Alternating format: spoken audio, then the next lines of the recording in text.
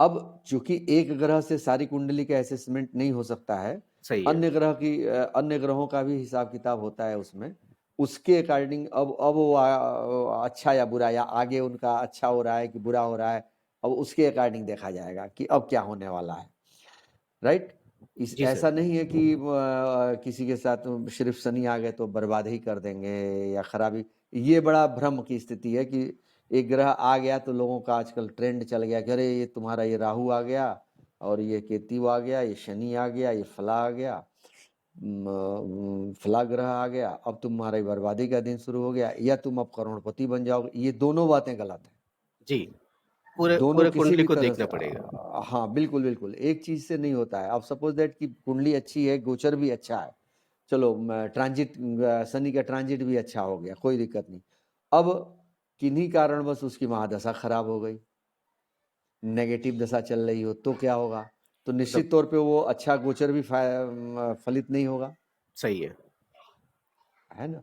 तो इसमें सबसे बड़ी बात होती है कि जो इंस्टेंट ज्योतिषी जो हो गई है, या बड़ी दुकानें पे जो, जैसा कि आपने कहा 10,000 20,000 रुपया पर आधी घंटे का नहीं सर, ले रहे फीस हैं। लेते हैं।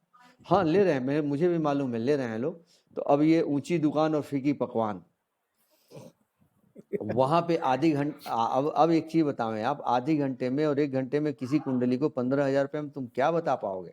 चाहे वो कितना हो बड़ा ज्योतिषी हो, सही। बिना कैलकुलेशन के तो नहीं बता पाएगा ना। एक मोटी बात ही बताएगा, हाँ हाँ तुम ठीक है, तुम्हारा टाइम ठीक हो गया है, तुम्हारा टाइम बुरा चल रहा है, तुम ये उपाय कर लो। अच्छा, सबसे बड़ी बात है कि आजकल उपायों की भरमार है, उपाय हाँ, भी लोग मनमानी दे रहे हैं, कहीं से कोई ज्योतिषीय आधार वाले उपाय नहीं दे रहे हैं। कम से कम उपाय तो ज्योतिषीय आधार के हों, कुछ लगे तो कि हम जो तुम कुछ कर रहे हैं उसका आपने क्या प्रयोग किया है। मान लीजिए मैंने कोई उपाय बताया कि आप ये काम करिए, अब उस उपाय का क्या मैंने प्रयोग किया है, सबसे बड़ी बात आती है। क्या मैं सिर्फ आपको बता दिया कि मैंने उसे प्रयोग किया है, मैंने उसमें अमेंडमेंट किया है, कुछ है कि नहीं है, उसके तत्व क्या है, कितने लोगों पे मैंने प्रयोग किया है, खुद पे क्या प्रयोग किया है, उसका रिजल्ट क्या आया, इन सब बातों का उपाय पे बड़ा फर्क पड़ता है।